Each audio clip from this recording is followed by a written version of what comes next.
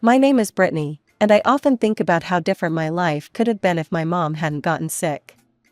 She passed away when I was 6, and that's when everything changed.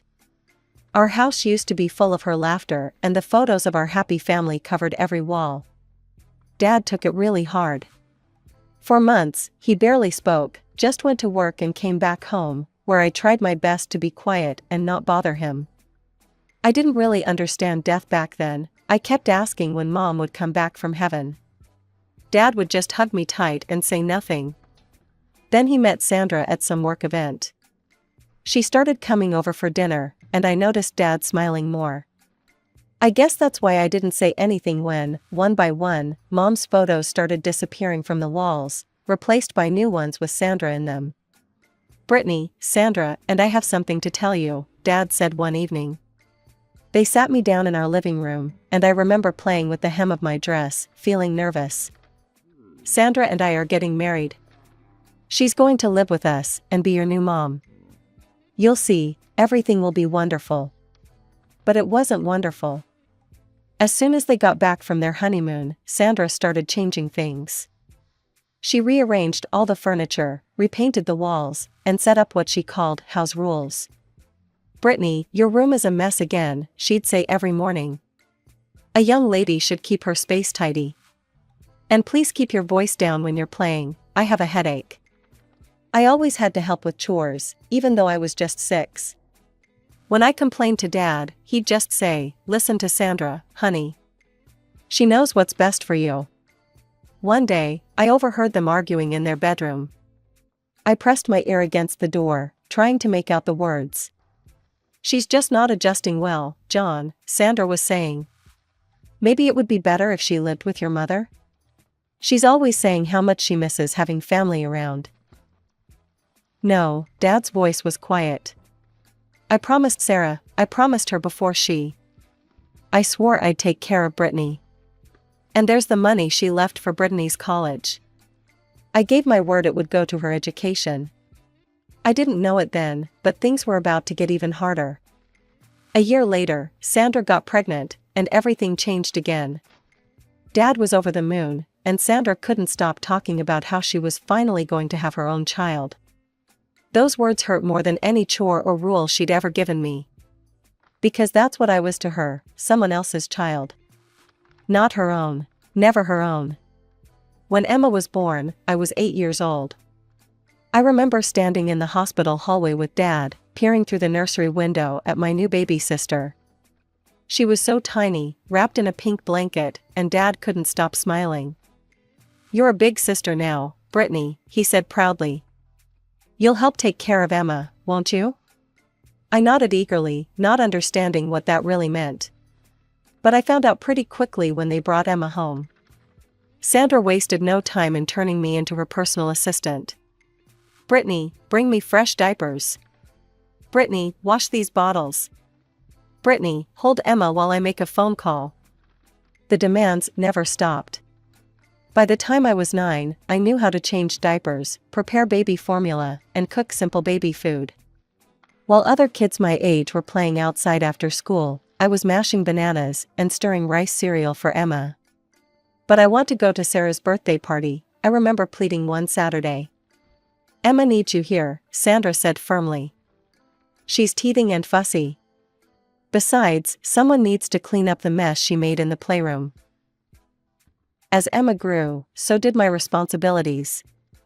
I had to watch her constantly, making sure she didn't fall while learning to walk or put dangerous things in her mouth. Meanwhile, Emma was showered with attention and gifts. Every tantrum was rewarded with a new toy or treat. When she turned 4, Emma realized she could get me in trouble whenever she wanted. And boy, did she use that power.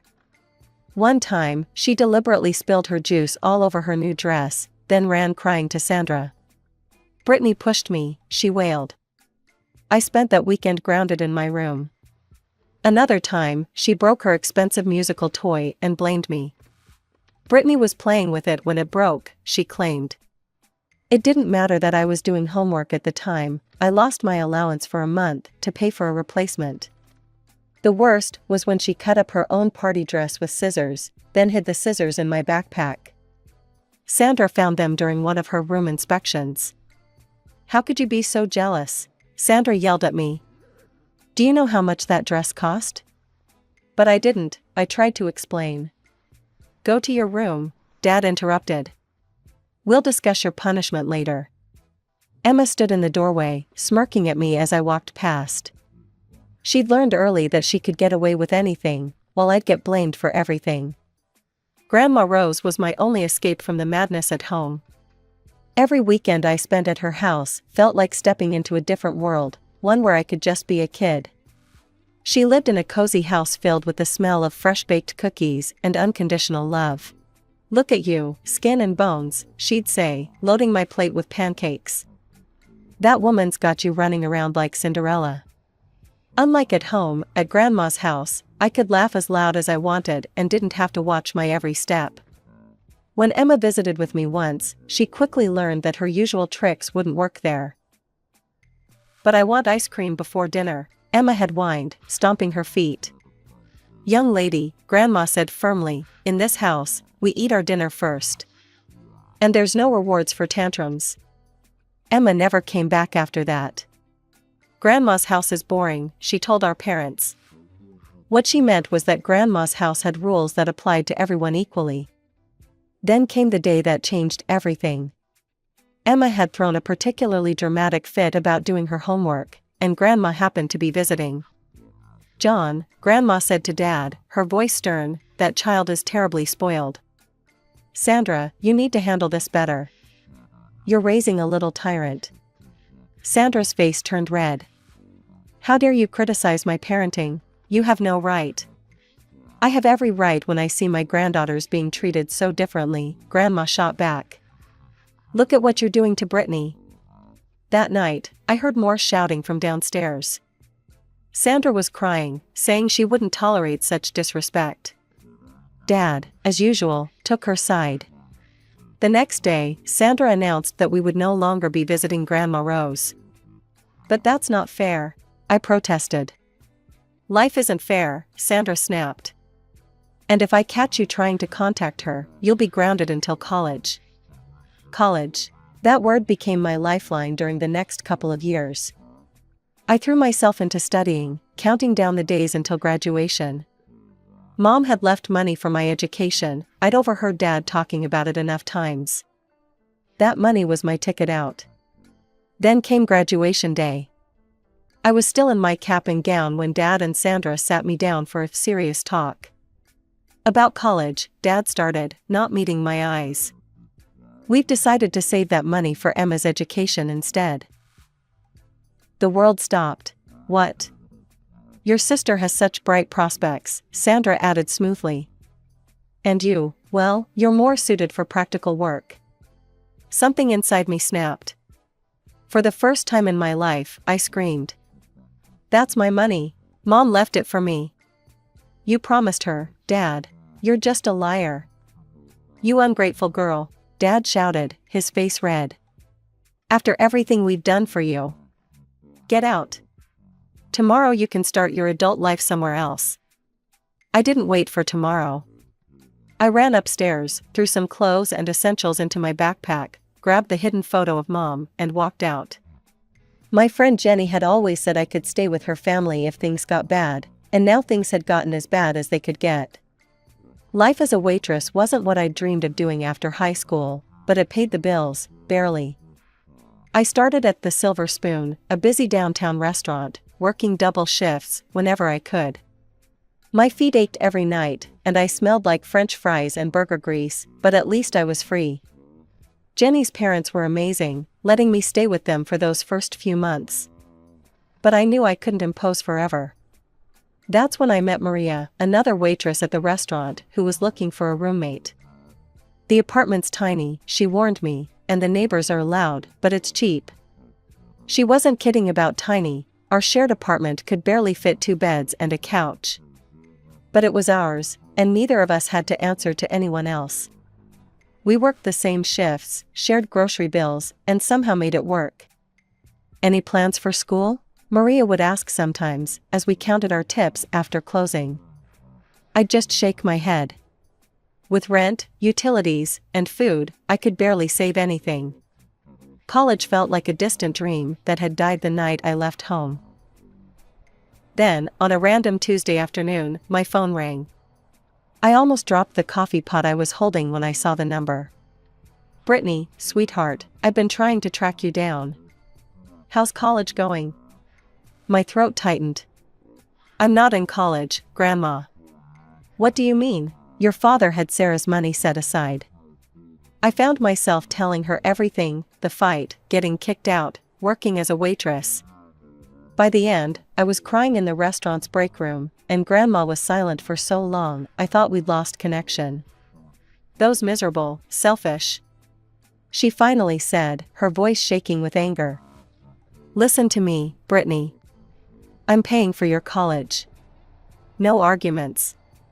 "Grandma, no, I can't let you." "You're not letting me do anything."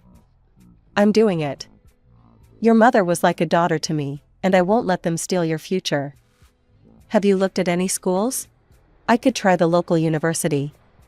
They have evening classes." "Perfect. We'll get you enrolled for next semester." "But Brittany?"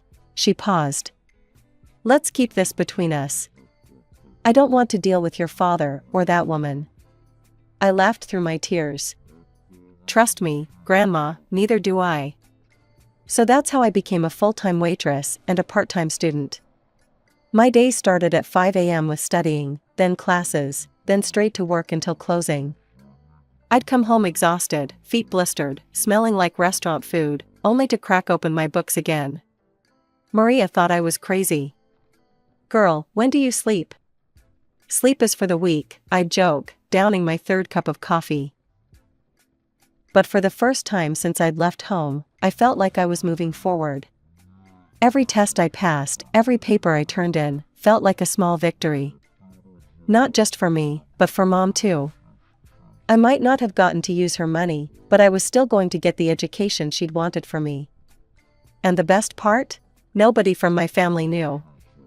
They probably imagined me still serving tables, going nowhere in life. Let them think that. I was done trying to prove myself to people who'd never cared anyway. I was studying for my business management final when Emma's message popped up on Facebook. There she was, grinning beside a brand new red Mercedes, wearing designer clothes that probably cost more than my monthly rent. "Look what Mom and Dad got me for my birthday." Not that you'd know anything about nice cars, huh? Still serving burgers? Must be fun watching everyone else live their best life while you're stuck being a waitress forever. The next photo was of her college acceptance letter. "Got into State U. Mom and Dad are paying for everything: tuition, housing, meal plan. They even promised me a spring break trip to Europe. But hey, at least you get free fries with your shift meal, right?" I stared at my textbook, then back at her message. I could have told her about my 3.9 GPA, about how I was about to graduate with honors. Instead, I clicked block user and went back to studying. 3 weeks later, I graduated with my business degree. Only Grandma was there to watch me walk across the stage, but that was all I needed. We went out for dinner afterward, at a different restaurant, of course. Back at work, things started changing. Mr. Peterson, the owner, called me into his office one morning. "Brittany, we've noticed how hard you work. How would you feel about becoming shift manager? You know this place inside and out, the staff respects you, and you've got the education for it now." That was just the beginning. 6 months later, I was promoted to floor administrator. My salary doubled, and suddenly I could afford to move out of the tiny apartment I shared with Maria. Years passed, and I kept climbing. By 30, I was running the whole place. The Silver Spoon had transformed from a regular downtown restaurant into one of the city's top dining spots. My name was on restaurant industry magazines, but my family still thought I was just a waitress. My new apartment was in one of those fancy high-rises downtown, with floor-to-ceiling windows and a view of the city. Every morning, I'd stand there with my coffee, watching the sunrise, thinking about how far I'd come from that scared teenager who ran away with just a backpack. It was a quiet Monday morning when I got the Facebook message from Mrs. Roberts, our old neighbor. We'd kept in touch over the years. She was one of the few people from my old life who'd been kind to me. She'd often slipped me cookies when Sandra was being particularly harsh, and once even helped me hide my mom's photo album when Sandra wanted to throw it away. "Brittany, honey, I thought you should know. Emma's graduating next week, and she's planning something nasty. She's made reservations at the Silver Spoon. She knows you work there. She's been bragging to everyone about how she's going to have you wait on her table. Says it'll be hilarious to have her college dropout sister serve her graduation party. She's invited all her snobby friends and even some of our old neighbors. She's been telling everyone how she's going to show them what a failure you turned out to be. I thought you should know." I sat back in my leather office chair, looking out over the restaurant floor through the one-way glass. The lunch rush was just beginning, and I watched my well-trained staff move efficiently between tables, like a perfectly choreographed dance. A slow smile spread across my face as I opened our reservation system. Sure enough, there it was, Emma Wilson, party of 15, Saturday 7 p.m., graduation celebration. She'd even added a special note requesting the best table in the house, price is no object. My fingers hovered over the keyboard. I could cancel it. One click, and their reservation would disappear. I could have Janet call with some excuse about a plumbing emergency or a double booking. But no, I had a better idea. I picked up my phone and called Grandma, who answered on the second ring. She was probably in her garden. She always kept her phone close while tending to her prized roses. "You'll never guess who's coming to dine at my restaurant," I said when she answered. "Who?" "Emma. And Dad and Sandra. They're coming to celebrate her graduation. Apparently, she specifically chose this place to humiliate her waitress sister. Mrs. Roberts just warned me about it." Grandma's voice turned sharp. "Cancel their reservation. You don't need that kind of negativity in your life, Brittany. Haven't they hurt you enough?" Actually, I couldn't help grinning as I looked at the framed Businesswoman of the Year award on my wall. "I have a better idea. How would you like to come to dinner that night? I'll give you the best table in the house, behind the marble column by the waterfall wall. You'll be able to see everything, but they won't see you." There was a pause, then Grandma started laughing, that deep, mischievous laugh that always meant trouble when I was growing up. "Oh, you devious girl. Count me in. Should I wear my pearls for the occasion? Perfect. I'll have Carlos make your favorite chocolate souffle. He's been practicing that new raspberry sauce you liked last time." "I'll bring my camera," Grandma chuckled. "This is going to be better than those reality TV shows you used to watch." After we hung up, I called in my assistant. "Janet, clear my schedule for next Saturday evening. And make sure the staff knows I'll be handling a special table personally." "Of course, Ms. Wilson." "Anything else?" "Yes," I smiled, running my finger along the spine of my business management degree diploma hanging on the wall. "Make sure we have our finest champagne chilled. And have Miguel prepare his special caviar appetizers. I have a feeling it's going to be quite a memorable night." As I looked out over my restaurant again, I couldn't help but think how perfect this was. Emma had always loved her little power plays, her attempts to humiliate me. Well, this time, she was walking right into my territory. And I was ready. Saturday evening arrived, and the restaurant was buzzing with its usual weekend energy. I watched from my office as my sister's party arrived, Emma in a designer dress that probably cost more than most people's monthly salary, Sandra in her typical overdone makeup, and Dad looking older than I remembered. They were surrounded by Emma's friends, all dressed to impress. I could see Grandma at her hidden table, pretending to read the menu while watching everything. She gave me a subtle wink when I passed by. "Excuse me," Emma's loud voice carried across the restaurant. "I specifically requested my sister, Brittany, as our server." "Where is she?" I smoothed down my tailored suit jacket and approached their table. Emma's face lit up with malicious delight when she saw me. "Oh my God, everyone, this is my sister I was telling you about. She gestured at me like I was some exhibit at a zoo. Still a waitress after all these years. I mean, I just graduated from State U, and she's still carrying plates. The table erupted in laughter, led by Emma. Dad chuckled too, though he couldn't quite meet my eyes. Sandra just sat there with that superior smirk I remembered so well. Look at her clothes, Emma stage whispered to her friends. I guess that's what you can afford on a waitress's salary. I stood there in my Armani suit, letting them laugh. The irony wasn't lost on me. What can I get for you this evening? I asked professionally. Emma made a show of studying the menu. Well, since you asked, I'll have the lobster thermidor. Oh wait. She looked up with fake concern. Can you even afford to eat at a place like this? Do you know what lobster is? More forced laughter from her friends, though some were starting to look uncomfortable. And after dinner, Emma continued, her voice dripping with contempt, I want you to personally wash our dishes. I'll even give you a nice tip, maybe you can buy yourself some decent clothes for once. I could see Grandma gripping her table's edge so hard her knuckles were white. Some of the guests were whispering among themselves, clearly embarrassed by Emma's behavior. Sandra finally spoke up, her voice cold. Really, Brittany, you should be grateful Emma chose your establishment for her celebration. Though I must say, I'm surprised they hired someone like you at such a nice place.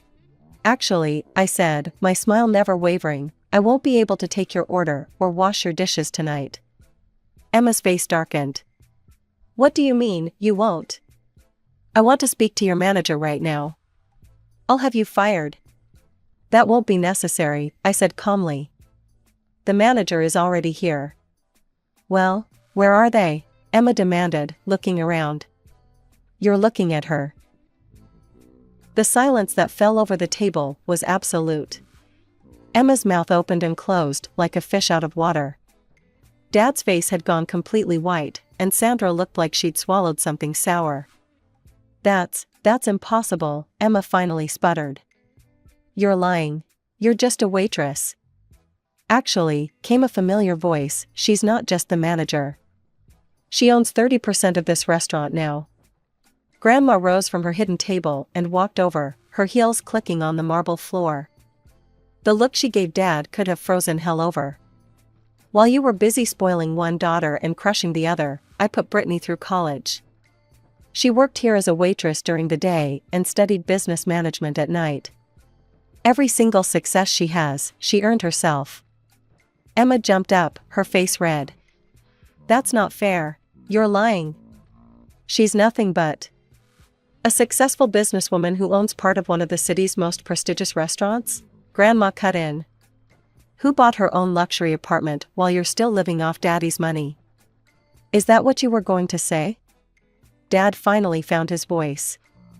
Mom, Don't you dare, Mom me, John Wilson, Grandma snapped. You let that woman turn you against your own daughter. You gave away Brittany's college money her mother left specifically for her. Well, guess what? I'm making things right. I've already changed my will. Everything I own goes to Brittany. Every penny. Sandra shot up from her chair.